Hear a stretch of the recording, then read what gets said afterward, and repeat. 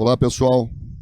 Conecta Plástica, Jornada Paulista de Cirurgia Plástica, junho de 2023. Estamos aqui no segundo dia do nosso Conecta Plástica, na jornada. Dia muito bacana o dia de hoje.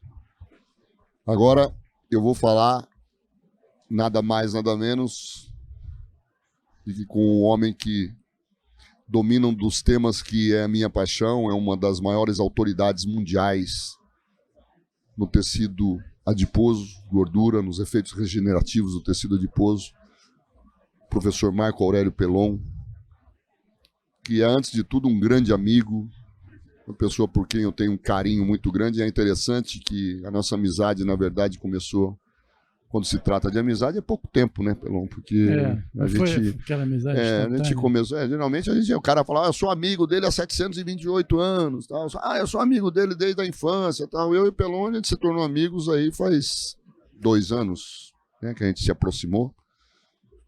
E foi uma energia, assim, muito bacana, porque eu conhecia do grupo, conhecia dos trabalhos dele, logicamente, da autoridade que ele é, né, muito respeitado, a gente aqui respeitando muito, sempre quis me aproximar um pouco dele, mas tinha, assim, muita coisa na vida fazendo ao mesmo tempo. Lógico, não tinha tido a oportunidade de estar próximo, então, quando surgisse a oportunidade, um dia surge a oportunidade, um dia eu vou conversar com ele, e um dia, de repente, eu mandei para ele uma mensagem no celular, porque a gente participa do mesmo grupo, então automaticamente eu tenho o fone dele, o telefone, mandei uma mensagem, falei, professor, vamos conversar um pouquinho aí sobre as minhas ideias de gordura tal, e aquilo que o senhor tem de ideia também, acho interessante, a gente pode ter uma sinergia. E dali nasceu uma conversa sobre gordura e depois uma amizade, né, que foi gradualmente aumentando. E para vocês que estão aí vendo, para vocês terem noção, mas não é só que nos últimos tempos agora, que por motivos pessoais meus até, porque eu estava envolvido em muitos projetos, a gente não se fala, mas a gente se fala quase que diariamente, né, Pelon? Graças a Deus, né?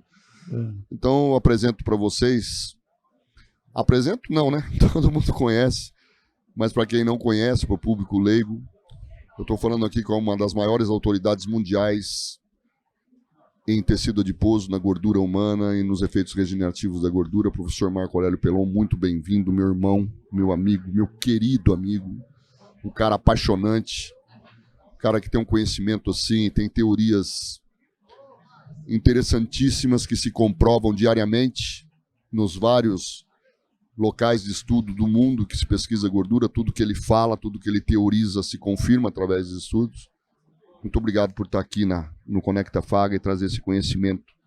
Eu te agradeço de estar aqui, do teu lado, meu grande amigo. E não sei se eu sou merecedor dessas palavras. Mais do que merecedor. Mais do que merecedor.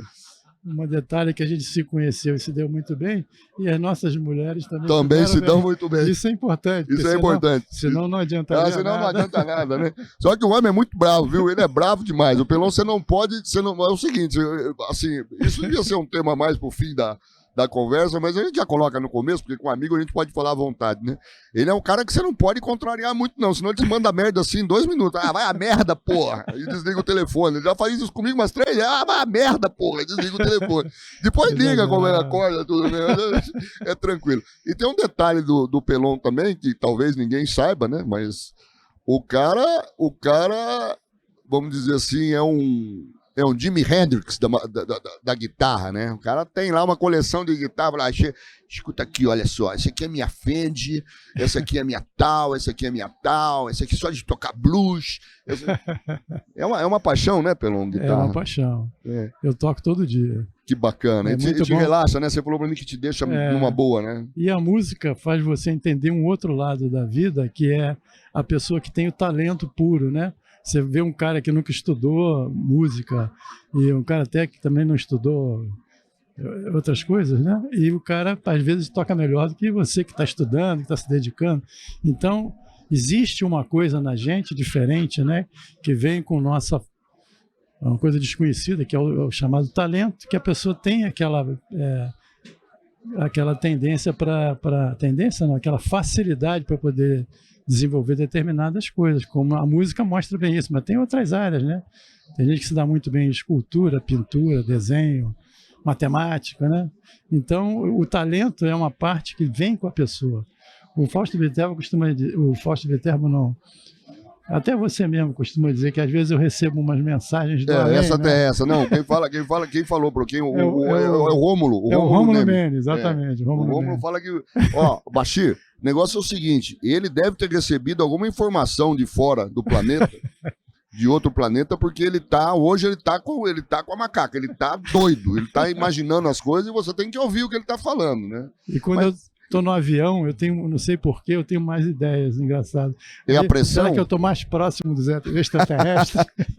Ou tá mais próximo do Criador, né? Tá mais próximo Também, do céu, pode ser, né? Mas esse talento que você tem, né? Que é uma coisa inata, né? Essa facilidade que você tem com a música. Vou fazer uma perguntinha aqui antes de concluir a pergunta, mas eu tenho que fazer uma pergunta. Quem que é o mais talentoso guitarrista que você pode imaginar?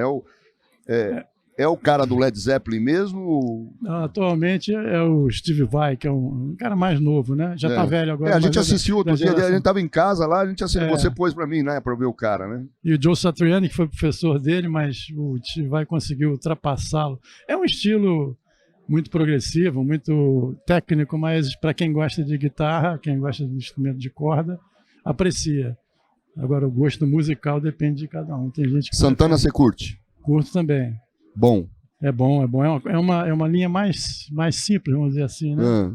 A música latina, o blues, eles são linhas interessantes porque dentro de uma simplicidade ele consegue extrair um sentimento. Você considera o B.B. King assim, ele tocava com simplicidade ou fazia parecer simples? Não, ele tocava o que a gente chama de escala pentatônica, que é a escala mais simples que tem na guitarra, mas são poucas notas, aí que está o interessante da música. Você coloca uma nota aqui, tira daqui, bota ali e tal, você faz uma frase completamente diferente. É mais rico do que as próprias palavras do alfabeto. Você muda a posição, o tempo da nota, a vibração com o dedo. O B.B. King era mestre em fazer uma vibração com o dedo, que a gente chama de trêmulo, né? O bend, que é levantar a corda, que faz aquilo dali, que o Jimi Hendrix fazia muito bem. Cada um, agora há pouco morreu o Jeff Beck. O Jeff Beck tinha uma coisa interessante, ninguém fazia como ele. Ele trabalhava com o botão de volume da guitarra, então ele fazia sons muito diferentes com a mesma guitarra que você vai pegar e não vai conseguir fazer. Aquele negócio de talento, né? O talento. E esse talento que você tem para música, concluindo a minha pergunta, e agora vem a pergunta propriamente dita, você conseguiu teorizar muita coisa, e muita gente fala assim, o Pelon ele não tem muito trabalho publicado e tal, mas a gente vê cada trabalho publicado aí que também não tem pé nem cabeça, né? O cara consegue uma publicação, nem sei como, né? Com um N também que não dá para explicar, e consegue uma publicação numa revista conceituada, mais às vezes em função de interferência e influência do que na verdade aquilo que está escrito. Mas esse talento que você tem para desenvolver essas teorias sobre o tecido adiposo, que vem se confirmando através de estudos realizados agora, mais sérios, como é que surge isso na sua cabeça, Pelon? Como é que isso nasce? Através da sua observação clínica, das microfotografias que você faz, é observacional? Como é que é isso? O cirurgião plástico ele é muito focado na parte da cirurgia, da parte mecânica, da parte física, parte da engenharia da medicina. Enquanto que existe uma parte invisível da medicina, que é a parte do mundo microscópico, não, nanoscópico, coisas que não são vistas, como proteínas e hormônios e coisas que as células produzem, e que o cirurgião plástico não vê. O que ele não vê, ele não costuma entender e nem se preocupar com aquilo. O que eu fiz? Eu estudei a teoria toda do tecido adiposo, teoria toda do papel do tecido adiposo nos diversos órgãos do corpo, antes de ter essa intenção de usar ele como regenerador. Então, o que acontece é o seguinte, agora os caras estão indo no sentido contrário. Então, o pessoal que é cirurgião plástico, esses trabalhos são todos publicados por cirurgiões, eles têm um monte de falha porque eles não têm a base. Eles vão dentro daquilo que está já preconizado, que é fração extramuscular, célula-tronco, essas coisas que aí vão repetindo e vão fazendo os trabalhos todos da mesma maneira, achando que estão seguindo um protocolo correto, só que não. O que é um livro? Um livro é uma coisa que foi escrita por alguém. Aí você fala, mas isso não está no livro. Não está no livro porque alguém ainda não escreveu. A partir do que alguém escreveu, passa a estar no livro. Então, tudo na medicina, você não pode ficar preso. Essa é a diferença da pessoa que cria, da pessoa que quer fazer as coisas certas, mas não se aventura a fazer nada para não cometer erro ou não ser criticado. Então, o que esse negócio que aconteceu comigo é muito interessante, porque eu consegui uma posição internacional sem ter publicado quase trabalho nenhum. Porque eu valorizo muito a comunicação pessoal, eu chegar lá, eu falar, eu mostrar, eu sento com os colegas, boto o computador, eu chamo um profissional qualquer, ícone aí da medicina internacional, eu sento com ele, mostro para ele. Trabalho não consegue mostrar nada disso. Eu faço minhas experiências que não são experiências, são trabalhos feitos em anima nobile, né, que é o ser humano, enquanto que as pessoas fazem rato.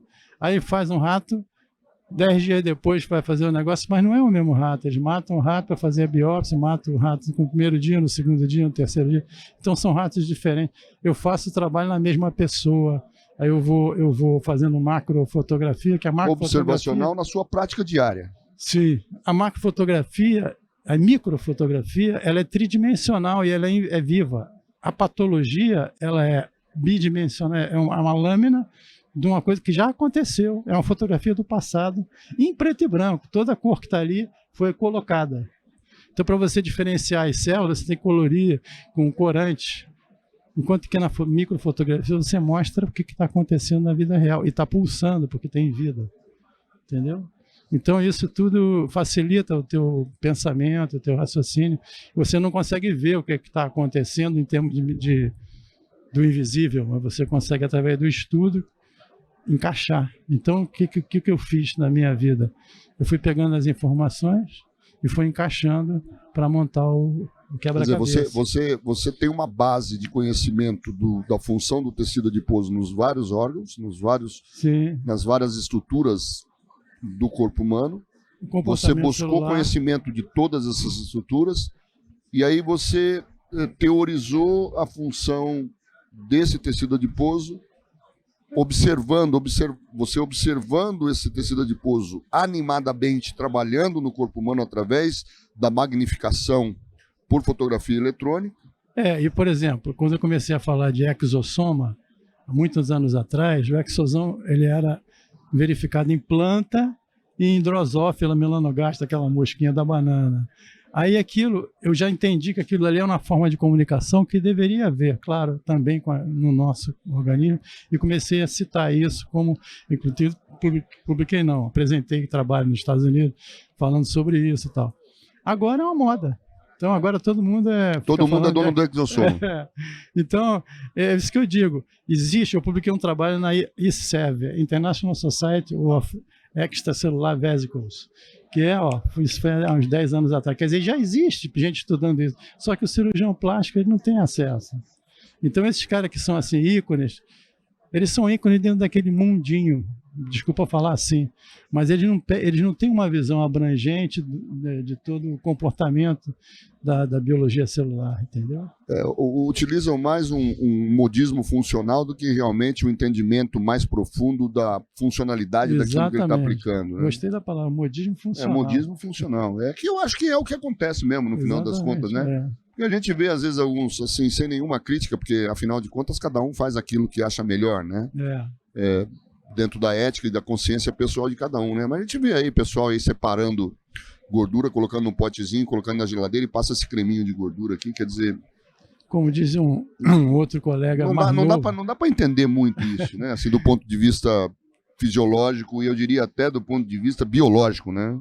Um rapaz que eu conheci lá na Bélgica, no curso lá do Patrick Tonat, brasileiro, ele falou que essa coisa de botar na geladeira a gordura, o paciente leva para casa, bota na geladeira do lado do ketchup ali e tal. Ele falou que beira o macabro. Beira o macabro, né? Beira o macabro. Porque Que chegar uma hora você que o cara pega um vai comer pedaço do seu corpo e colocar na geladeira para usar É. depois, né? Não, e mais do que isso, né? A gente precisa ter, assim, uma fundamentação, né? Não sei onde Sim, está claro. a fundamentação disso, né? É. Porque uma coisa é você teorizar com... E eu digo isso com muita tranquilidade, não é porque eu sou seu amigo, não, porque eu gosto de você e porque eu tenho paixão pela gordura, mas uma coisa é você teorizar em cima de um evento observacional, né? Por exemplo, só para vocês terem uma noção assim básica daquilo que significa essa observação do Pelon. Ele tem uma, eu vou me antecipar um pouco, mas vou fazer o quê? Eu tenho que falar. Ele tem uma teoria de que existe uma intercomunicação celular invisível, né? Na gordura, né? E essa intercomunicação ela passa a ser visível num determinado momento em que a gordura sofre um determinado tipo de injúria e ela precisa ou emitir elementos de regeneração ou receber elementos de regeneração. E ele conseguiu fotografar isso, quer dizer, não é uma teoria, né? É. Você teorizou, né? Mas aí ele falou, não, mas peraí, eu vou ver essa coisa aqui. Ele fotografou o evento acontecendo. Fotografar, então é uma coisa que não dá para fazer. Ele precisa publicar um trabalho. Não, cara, tá lá, quer mais do que isso? Eu acho que não tem mais do que isso, né? Do que você, né? Eu não sei, a minha cabeça científica talvez eu seja muito pequenininho do ponto de vista de publicação e não entenda exatamente, né? Talvez a gente não seja tão expert naquilo que a gente pensa que é, né, Pelon? Mas eu acho que quando você vê alguma coisa, né? Aqui não existe Tomé, né? Você não é um Tomé, né? Um São Tomé, né? Você acreditou sem ver, né? Feliz é aquele que acredita mesmo sem nunca ter visto. Né? Exatamente. Agora você deu a chaga, né? Para o Tomé tocar, né? Falou, olha, eu pensei isso e tá aqui, toca aqui, ó. Tá mostrando ali, entendeu?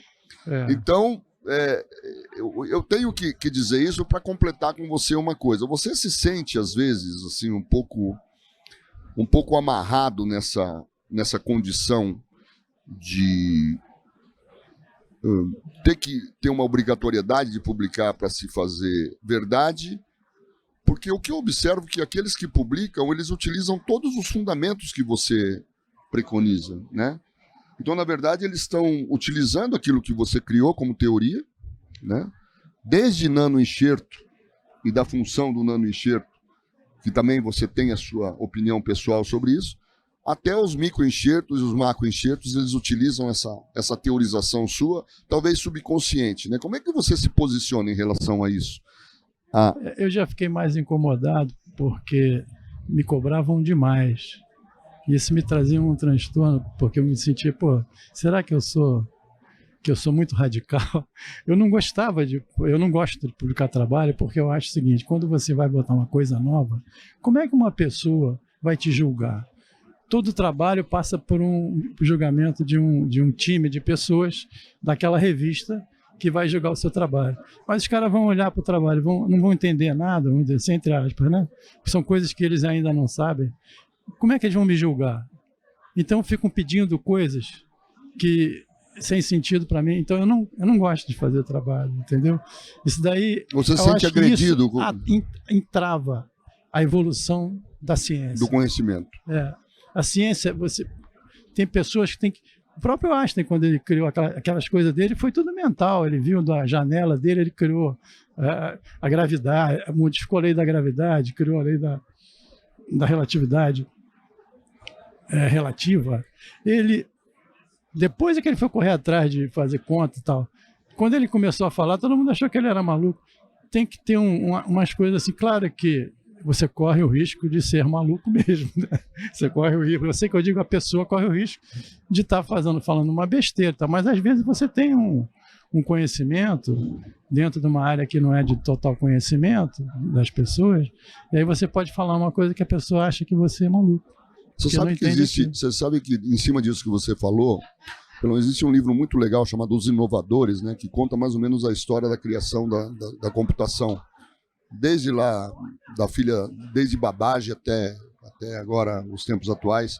E as ideias, elas foram pipocando no mundo e as pessoas tendo semelhantes ideias ao mesmo tempo e desenvolvendo à sua maneira aquelas ideias que eram semelhantes, que levavam a um lugar comum, que é o desenvolvimento da tecnologia da computação. Eu acho que assim, o teu ponto de vista que as pessoas precisam entender é que existe diferença entre você publicar trabalho científico e você comunicar os seus achados. Então você nunca deixou de comunicar os seus achados, né? Você sempre comunicou. É uma maneira, é um tipo de trabalho isso, né? É um tipo de trabalho científico. Acho que as pessoas elas ainda estão muito acadêmicas, né? Porque nesse mundo disruptivo que você está criando, é necessário sair da bolha, sabe? Ninguém que estiver dentro da bolha vai conseguir ser disruptivo como você está sendo, entendeu? Esse é o ponto de defesa que eu acho que tem que ser focado com muita intransigência da parte de quem acredita naquilo que você fala. Porque essa intransigência é necessária no sentido de que não pode até se, sob o ponto de vista, sob o prisma e sob a situação observacional de quem é acadêmico excessivamente, que não foi publicado, mas esse academicismo ele tem que ser visto mas não foi comunicado através de um trabalho científico, não foi comunicado através de um trabalho científico pelo método acadêmico que vocês preconizam como aquele que é o ideal, né? Exatamente. Mas você tem o seu método de comunicação e interessante que ele está sendo comprovado por autores que observaram o seu método, que receberam essa comunicação e que hoje, inclusive, a gente já conversou sobre isso muitas vezes, hoje, inclusive, são ícones, né, da cirurgia plástica mundial, e que parece que a verdade deles é absoluta, mas a verdade deles tem um fundo de absolutismo, de absoluto, que é da sua observação. E que eles ouviram a sua observação um dia, assistiram a tua observação, a tua comunicação. Eu acho que nisso, na verdade, quem perde é só você. Porque você deixa de ser o autor, né, quando você comunica. Eu acho que mais do que dizer que você não publica, é dizer assim, ele é um cara destituído de vaidade de ser o autor e o gênio por trás da ideia. Ele quer compartilhar essa ideia. Isso é muito maior do que um artigo publicado. Você percebe onde eu quero chegar? E as pessoas têm que enxergar isso como uma virtude e não como uma falha. Exatamente. Entendeu? Essa é a grande virtude que você tem. Eu, por exemplo, também nunca publiquei nada. Eu publiquei meus trabalhos na residência, publiquei alguns trabalhos com a Vera Cardim para poder ficar ali na residência e tal. Mas eu não sou publicador, e ainda assim sou quem sou, né? E você também, né? Eu não sou nada perto daquilo que você representa para a cirurgia plástica mundial. Mas nós somos quem somos sem nunca ter publicado nada, né? Assim, você ainda já publicou bastante coisa. Mas essa ideia é por você compartilhada também? Você se sente um pouco assim, às vezes, eu me sinto, revoltado, às vezes? Eu me sinto, inclusive, posto de lado pelo fato de eu não ser uma pessoa com... Do academicismo. Não, academicismo e comércio. E comercial. Porque eu preciso de um patrocínio para desenvolver o projeto Salamandra. Esse patrocínio vai passar por um investimento pesado, laboratório e tal. Quem vai investir num projeto Salamandra, se o projeto Salamandra ele vem trazer o bem para a humanidade... Eu fiz até um artigo sobre isso que eu não publiquei ainda. A diferença entre você ter um projeto que gera lucro e um que não gera lucro. Por exemplo, a NASA gasta bilhões de dólares para pesquisar o espaço, mas não pesquisa, por exemplo, coisas aqui da Terra que seriam bons para o ser humano, como saúde, por exemplo. Então, em relação a esse negócio do projeto Salamandra, o pessoal fala, como é que vai crescer um braço, vai cortar o braço? Então, a gente quando era uma célula, que era um óvulo, que o óvulo foi fecundado pelo espermatozoide, virou uma mórula, ele foi se dividindo, foi formando todo o corpo. Aí os caras, tem um cara na Inglaterra, tem outro nos Estados Unidos, que eles têm laboratório que tem mais de 500 salamandras, eles ficam estudando o mecanismo da salamandra. Não adianta estudar o mecanismo da salamandra, tem que estudar o mecanismo do ser humano. Por que o ser humano não faz o que ele já fez? Então é uma volta ao passado. Entendeu? A gente tem que descobrir... voltar para o embrião, se voltar para a fase embriológica. Por algum motivo, a natureza resolveu que a gente tem que bloquear a primeira, a segunda e a terceira fase de multiplicação celular, onde a célula no começo ela é totipotente, faz qualquer coisa. Ele está começando, só para vocês saberem, está começando a descrever a essência do projeto Salamandra, tá? Aí depois ela já fica uma célula que não é totipotente, ela é pluripotente, ela faz uns tecidos, aí depois ela é multipotente, que ela vai fazer um órgão, depois ela vira unipotente, que ela só faz ela mesma. Então, por que ela não volta atrás? A salamandra também fez tudo isso, só que quando tem o trauma, ela consegue retroceder à fase embrionária, e aí ela abre a porta que você fala. A gente tem um cadeado lá, um segredo que a gente tem que abrir. que está dentro do nosso genoma, entendeu? E eu acho que isso não é difícil de se conseguir. O problema é que quando você mexe em genoma, quando você mexe num gene, você mexe em milhões de coisas, doenças. Um gene não controla só uma coisa. Então, é complicado você mexer num gene. Mas a gente tem que saber qual é a substância que desbloqueia, que bloqueou o gene. Por exemplo, a calvície. Nunca vai ter um tratamento para a calvície, você botar um remédio, vai botar uma célula-tronco, porque o folículo do calvo, ele não está doente. Ele parou de produzir cabelo porque é isso que ele tem que fazer. Foi uma mensagem trazida pela natureza para aquele... Codificada ali, ali quando ele estava sendo Então, quando você joga um exossoma, como estão fazendo agora para corrigir a calvície, o exossoma ele não entra em qualquer célula, ele entra na célula que está precisando dele. Se eu sou uma célula que eu estou tranquilo com a minha consciência... Eu recebi informação que é para ficar calvo mesmo. Não quero produzir, não vou produzir cabelo. Vou produzir. Aí vem aqui um exossoma e bate na porta, não deixa ele entrar. Eu não tenho receptor de membrana. Então, não adianta, você tem que trabalhar na genética para corrigir a calvície. Você tem que desbloquear esse bloqueio que tem um relógio biológico, né? A gente tem vários relógios biológicos. A catarata, a menstruação, a menopausa, várias coisas que vão acontecendo que tem um relógio biológico. Apesar que se diz hoje em dia que o tempo não existe e tal, mas para nós, mortais, existe, porque a própria natureza já fez dentro da gente um relógio. E esse relógio é que a gente tem que mexer nele. Entendeu? Por que tem esse relógio? Por que para isso, para aquilo, naquele determinado momento? E o Projeto Salamandra, ele caminha vamos dizer, ele caminha nessa estrada da embriologia e da genética, né? Quer dizer, ele vai buscar ali as respostas para esses problemas que nós temos aqui na frente. Se ele fosse buscar a fonte da juventude, estava todo mundo atrás de mim. Mas como está buscando a regeneração de um membro, ninguém... Então, o que é isso? É uma questão de números. Quais são as pessoas que estão precisando resgatar um membro e quantas pessoas estão querendo rejuvenescer? O mundo inteiro está querendo rejuvenescer e vamos dizer 10%, 5% da população está precisando regenerar um órgão. Então, é complicado, mas só que o bem... a coisa... E pode derivar muito mais coisa também disso, né? Não é só isso. Pode. E o pessoal agora está investindo, né, nessa coisa de rejuvenescimento, né? Inclusive, eu sempre falo o seguinte, eles estão misturando as palavras, né? Misturando regeneração com rejuvenescimento. Então, o uso regenerativo da gordura para melhorar a qualidade da pele, para rejuvenescer. Isso não é regeneração, isso é rejuvenescimento, né? Regeneração tem que haver uma lesão, né? Uma lesão qualquer.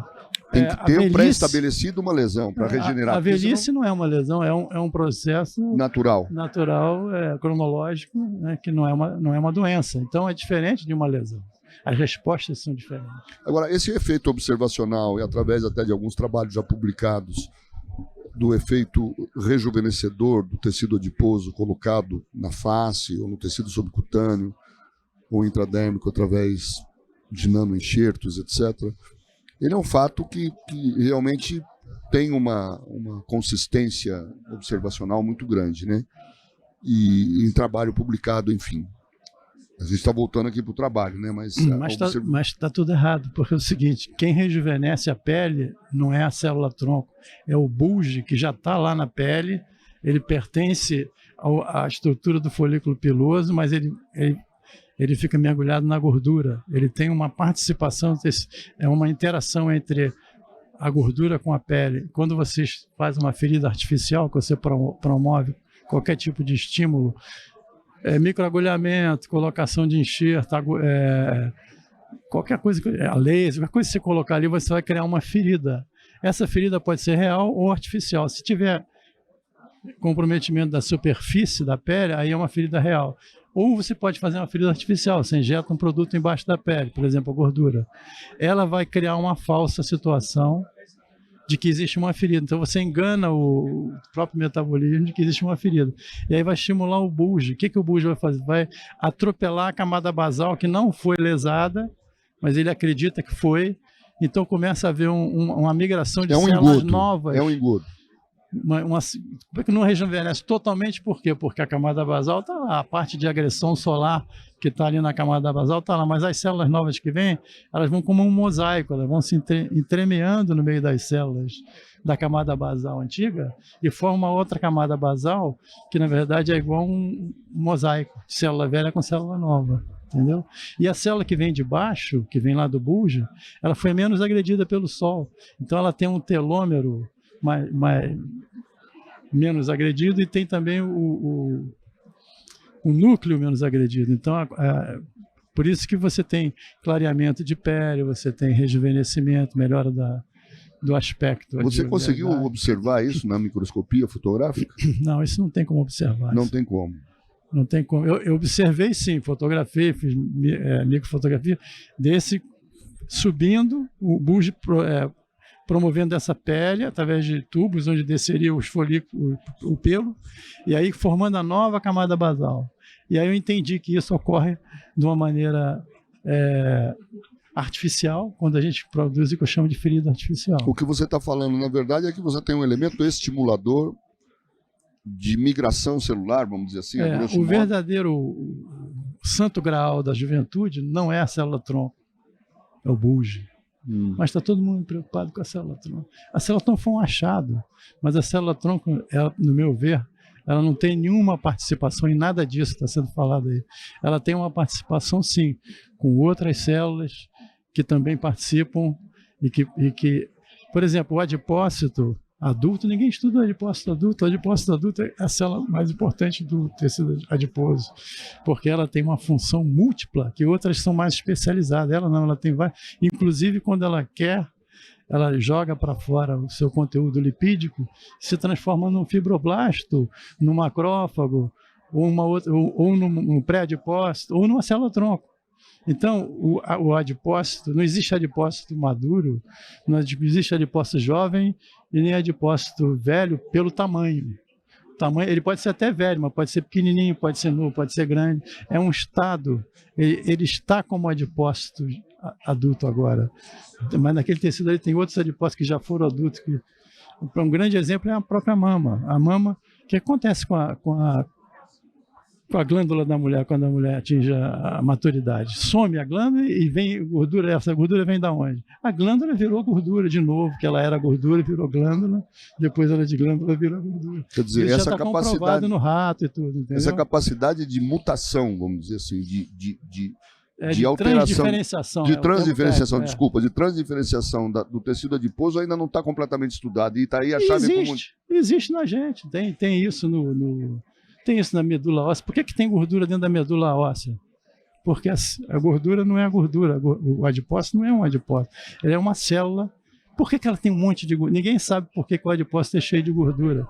Na verdade, é um corpo daquele que tem de gordura dentro das células. A gente tem um lipossoma. O adipócito é uma célula com um lipossoma gigante. O lipossoma tem uma função, mas ninguém sabe qual é a função, nem do pequeno vai saber do gigante. Provavelmente, pela função de produção de muitas vesículas extracelulares, cuja parede é feita de lipídio, como ela tem uma atividade metabólica muito grande, ela tem essa reserva de lipídio dentro dela. Então, o que ela está cheia significa que ela está com a atividade metabólica dela aumentada. Entendeu? Agora, tem uma característica interessante: o adipócito, quanto maior, mais inflamatório, quanto menor, menos inflamatório. E o adipócitozinho, quando ele não tem célula, não tem quase gordura, ele é anti-inflamatório, ele atua desinflamando a lesão. Então, quando a gente bota uma gordura, aí os caras olham no microscópio, tem óleo, necrosou. Estou vendo um monte de fibroblasto aqui, não tem nenhum adipócito. Não, é que o adipócito jogou aquele óleo muitas vezes. Claro que tem também a célula que entra em necrose, mas muitas entram nem numa palpitória, elas entram no estado de latência, onde ela espelha a gordura, aí faz aqueles cistos de óleo, mas elas estão ali, pequenininhas, tentando sobreviver. Ou até como fibroblasto agora também. Ou até como fibroblasto. Tanto é que às vezes aumenta de novo. Você faz uma correção de algum paciente, muito na face, e aí você vê que com o tempo absorve e depois aumenta de novo. São essas células que se recuperaram. Pensaram em entrada de dormência, vamos dizer assim. Para poder sobreviver, né? Porque ela baixa o metabolismo dela para poder... Igual o golfinho, né? O golfinho baixa o metabolismo para ficar lá no fundo do mar sem precisar. Essa observação que você faz da natureza, quer dizer, outro dia desse a gente estava conversando, a gente você fez uma teorização sobre a intercomunicação celular, e aí você teorizou em cima de um halograma, né? Mais ou menos isso, você teorizou em cima de uma planta que... Conta essa história, como é que é isso aí? Conta aí pro público. Não, isso daí é aquele negócio que a gente deve ter, e a gente tem que ter, né? Tem que ter. Vai ouvindo aí, ó, presta atenção. A gente tem que ter um campo magnético que direciona nossas células. Porque como é que uma célula redonda vai virar um ser humano? Aquele mapa explodiu e as células acompanharam aquele mapa. E por que o dedo não ficou com 2 metros? Ele cresceu até onde o mapa mandava ele crescer. Então ele ficou... Por que a salamandra, quando cresce a outra pata dela, ela cresce igualzinha? Porque o mapa está ali, não deixa passar daquilo. Sem mapa vira câncer. A célula começa a dividir, aí começa a fazer aquilo lá. Então esse mapa é uma energia que a gente não sabe qual é, elétrica, magnética ou outra. E esse mapa você consegue observar. Tem um estudo de um russo que fez ele pegou uma planta, fotografou com aquela fotografia Killian, que é uma radiação, tipo uma radiação de raio-x, mas não é raio-x. Aí ele pega uma folha, fotografa. Aí você revela, está lá a folha inteirinha. Aí você corta metade da folha, tira, fotografa de novo. Aí você revela, a folha está inteira de novo. Então o campo magnético continua ali. Então, será que a dor fantasma do amputado, aquela que o cara sente dor na ponta do dedo do pé, será que isso não é um resquício desse campo magnético? Entendeu? E esse campo magnético, ele tem um tempo, ele morre depois de um certo tempo. Se você ver a salamandra, ela leva 40 dias para criar uma pata, muito rápido. E a planta também, quando você faz essa experiência, você tem algumas horas, minutos, que aí de repente não tem mais o campo magnético. Então esse campo magnético é a chave de tudo, entendeu? A gente tem, por exemplo, eu tenho a teoria de que quando você coloca um enxerto de gordura numa lesão, você desequilibra todo aquele campo magnético daquela ferida. Quando é uma lesão, quando é uma ferida, não é ferida, é um rosto que você quer rejuvenescer, você joga ali, aquilo ali está em equilíbrio. Antes, quando você jogou a gordura, entra um campo magnético desconhecido, todo bagunçado, e vai desorganizar tudo. Para organizar o campo magnético, o que o organismo tem que fazer? Tem que regenerar. Senão o campo magnético não vai se... Então as feridas que são crônicas, uma úlcera crônica, está há 5 anos, não cura, você joga uma gordura, de repente ela cura, por quê? Porque você criou uma situação que não tinha, estava aquilo parado. Ela volta, na verdade, à origem do campo magnético que dava uma conformação prévia à lesão, é isso? Porque aquele campo magnético, aquela ferida, ele se exauriu. Aquela ferida não consegue fechar. Quando você provoca uma outra ferida artificial colocando a gordura, você causa uma outra agressão eletromagnética naquela ferida, além dos fatores que são liberados, que vão direcionar. Eu tenho um caso que eu vou mostrar hoje, a pessoa estava 2 anos com a cabeça toda sem pele, cruenta. Aí de repente fechou tudo. Como é que a pele... Não tinha... Aí não vi, porque a gente sempre acha que tem um limite, a pele não vai crescer. Você tem um limite se você não vai fechar, vai retrair, né? Ou você enxerta, roda um retalho, porque aquilo ali vai trazer às custas de uma retração. Só que quando você utiliza a gordura, é tudo ao contrário. Você cria um campo magnético, a camada basal da periferia começa a andar em direção à ferida, e aí começa, não vai depender mais, porque toda a pele depende do folículo. Toda a pele que a gente vive depende do folículo. Mas ela recebe do folículo e vem andando. Por que ela não vinha antes, né? Porque você cria um campo magnético, cria condições, já tinha vaso, estava tecido tudo vascularizado, e por que agora veio? Entendeu? Uma outra coisa interessante que eu também falo é o seguinte: o primeiro estímulo quando você coloca a gordura é o estímulo de neovascularização. Aí, neovascularizou e tal.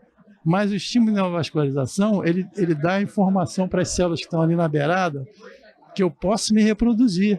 Os meus filhos não vão morrer. Eu posso me reproduzir que eu vou botar eles na condição ideal, como aquela, vamos dizer assim, comparação que eu faço quando você manda Um soldado, né? um soldado no meio do deserto, um monte de gente, você tem que levar comida e água, senão vai morrer todo mundo de É o fome. avanço da tropa, né? Exatamente. Então é uma Você coisa mantém o suprimento estratégica. primeiro, o fornecimento de suprimento, aí você manda a tropa avançar, né? Por isso que nos primeiros trabalhos que eu publiquei, que eu apresentei nos Estados Unidos, eu falava sobre estratégia militar. É uma estratégia militar, né? Você tem toda uma sequência, o organismo é Por muito isso a inteligente. neovascularização antes, né? Ela vai criar a célula que está ali em volta, ela vai perceber que ela pode se reproduzir, que ela vai ter alimentação. O estímulo e alimentação e vai estar suprida, né?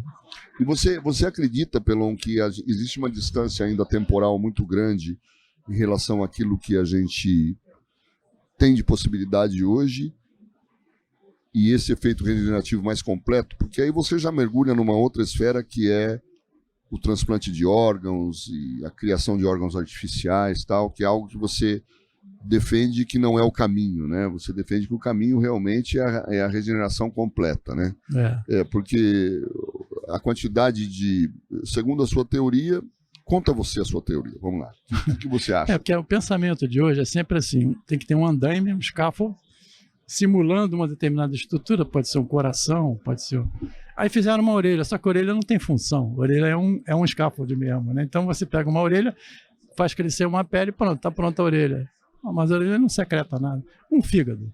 O fígado tem uma função danada.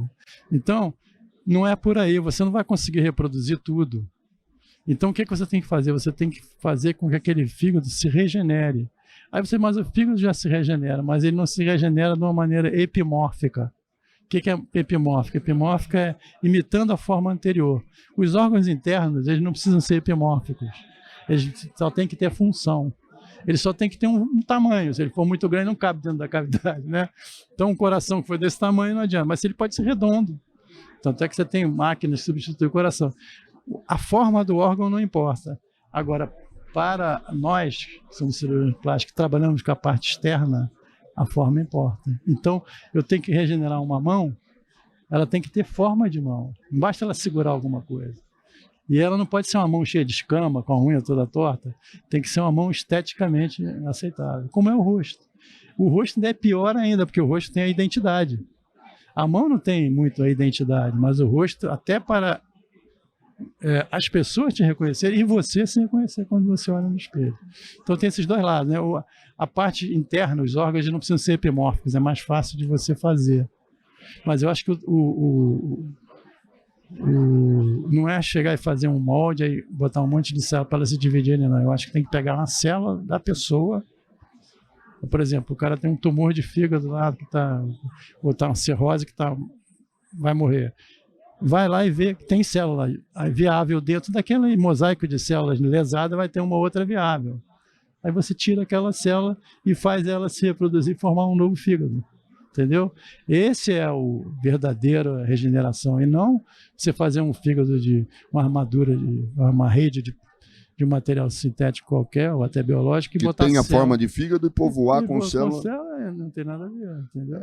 A tua premissa é que a partir de uma célula você consegue, vamos dizer, reproduzir um órgão com função. É assim que ele foi feito. Foi assim que ele foi feito. Foi assim que ele foi feito, né, originalmente.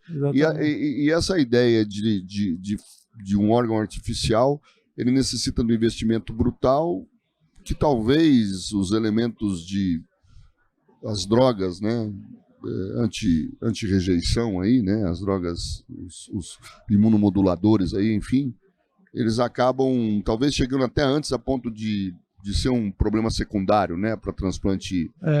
Eles estão evoluindo muito nessa área para poder utilizar de outras pessoas, né? Fazer o transplante homólogo, não é o autógeno, de uma pessoa para outra, tudo bem.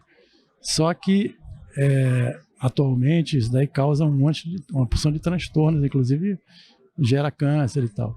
No caso da pele é muito pior, porque a pele tem uma higienicidade maior do que os órgãos internos, porque ela bate de frente com o meio externo, então ela tem todo um departamento, um aparelho de proteção muito... Então, quando você coloca um Transplante de face, o cara começa tomando uma dose, daqui a pouco tem que dobrar a dose, triplicar a dose de imunossupressor, e o cara vai ficando cheio de outras sequelas, entendeu? E você não consegue restaurar a função. A face tem a mímica. A mímica é uma das coisas mais importantes do ser humano, né, que falta em vários animais, onde você, só de olhar, você consegue saber coisas da pessoa, né? É uma forma de comunicação. O trabalho, inclusive, da frustração de alguns pacientes que passaram por cirurgia de reimplante facial e totalmente frustrados assim com o resultado, porque realmente não se reconheciam naquilo ali. Né? É muito feio, é muito feio. Eu acho que, inclusive, os centros de transplantes diminuíram, fecharam vários. Porque que parecia ser um sucesso absoluto, acabou se tornando um grande engodo, né? Exatamente. Porque realmente não consegue traduzir, né? A identidade é uma coisa muito louca, né? E isso está muito linkado com aquilo que você fala também, porque a identidade de cada um dos oligoelementos, dos elementos minúsculos, do microscópico, da função celular, de todas as organelas, etc., elas têm uma identidade própria. Você não consegue mudar essa identidade delas, né? Por mais que você tente, né? E tem umas outras coisas também, já aprofundando o pensamento, você tem a física quântica, porque nós temos 3 físicas, a física do macrocosmos, a nossa física aqui da Terra, que a gente achava que era a física que comandava o universo, mas não, ela era de pequenos espaços, vamos dizer assim. Mas no mundo microscópico é tudo diferente. Uma coisa não é atraída pela gravidade, a outra se comunica à distância com essa, que sem ter nada entre eles dois. Então, ainda vai acontecer muita coisa nessa parte de comunicação em física quântica. Por exemplo, o cérebro, eu tenho a impressão que o cérebro tem correspondentes celulares no cérebro a todas as células que nós temos no corpo. Por exemplo, você pisa num prego, aí você tira o pé, já vai lá a mensagem e tal. Aí você pensa, é um estímulo elétrico, vai lá no cérebro, dá a mensagem, volta e tal. Mas também pode não ser só isso, entendeu? Pode ser uma comunicação quântica, entendeu? Uma velocidade de comunicação e um método desconhecido ainda. Quântico, já está provado. Agora, eu não vou falar sobre isso não, porque aí vão pensar que eu sou maluco, entendeu? Mas você sabe que de louco todo mundo tem um pouco, né? Isso é bom, né, Pelon? Olha, eu poderia ficar aqui até terça-feira que vem conversando, porque não tem limite, não se esgota o limite, mas a gente tem um tempo. Mais do que qualquer coisa, é dizer da felicidade que a gente sente em ter você aqui, Pelon, de ter essa pessoa magnífica, um amigo, um irmão, um cara espetacular. Às vezes ficou meio lugar comum a gente falar assim, irmão, né? Porque às vezes até brigo muito com meu irmão, sabe? Meu irmão, acho que é o cara que eu mais brigo na minha vida, é meu irmão. Às vezes fica meio lugar comum você falar irmão, mas é realmente uma ligação muito forte que eu tenho com o Pelon. Uma ligação que não é só em cima daquilo que a gente ama, mas eu acho que é alguma coisa que transcende também. Assim. Eu não consigo explicar muito o carinho. Às vezes a Fabiana fala, escuta, você vai conversar comigo hoje? Porque você já falou com o Pelon 3 vezes hoje. É muito bacana ter você aqui nesse podcast, Conecta Faga. É uma ideia que a gente teve e eu sempre sonhei em trazer você para cá, para falar, para passar suas ideias, porque lá do outro lado vai ter um monte de jovem, um monte de gente nova, uma quantidade imensa de profissionais e de leigos também que querem conhecer um pouco mais da cirurgia plástica, esse lado iluminado da cirurgia plástica, que é o lado iluminado das ideias, da inovação e do futuro da cirurgia plástica. Que só pessoas da tua envergadura e do conhecimento que você tem de medicina, porque antes de tudo é um médico espetacular, mas que tem também essa bagagem meio que um misto de arte, né? De capacidade, de dom, como você estava dizendo ali no começo do nosso podcast, só pessoas assim conseguem fazer a medicina e a humanidade evoluir. Parabéns por você ser essa pessoa que você é, viu, Pelon? Muito obrigado por compartilhar sua amizade, seus conhecimentos, assim, despretensiosamente. A gente se senta, fica conversando horas e horas. A gente às vezes marca reunião para poder ficar conversando sobre as ideias, né? Muito obrigado por você compartilhar, por me considerar como você considera. Eu me sinto um privilegiado. Eu que agradeço e fico muito orgulhoso de estar aqui do teu lado fazendo dando oportunidade a gente divulgar esse conhecimento que às vezes fica difícil, né, da gente passar por um número grande de pessoas, né, essas informações. A gente tem até uma ideia, né, pro pessoal que está do outro lado, fazendo uma brincadeira assim bem de baixo nível, né, mas fuma um baseadinho antes de ouvir a entrevista. Ou senão toma umas 4 garrafas de vinho, entendeu, né? E aí começa a escutar o Pelon que você vai entender metade de 1/3 da metade do que ele tenta transmitir, porque realmente as ideias são muito evoluídas e pior, viu? Ou melhor, não sei. De ponto de vista que a gente pode observar, né? Tudo se comprova, viu? Diariamente as coisas que ele fala estão se comprovando. Através dos trabalhos do academicismo maravilhoso, está tudo se comprovando aí, tudo que ele fala, tudo que ele pensa, tudo que ele idealiza, tudo que ele vê, e que ninguém vê, está se comprovando. Muito obrigado, viu, Pelon? Eu que agradeço. Foi um grande prazer estar aqui com você. Você, irmão. Obrigado. Que Deus abençoe. Conecta Plástica mais uma vez com essa entidade de outro planeta. Marco Aurélio Pelon, Conecta Plástica aqui na Jornada Paulista. Um beijo para vocês. Faga Medical, Conecta Plástica juntos. Brevemente voltaremos. Um abraço.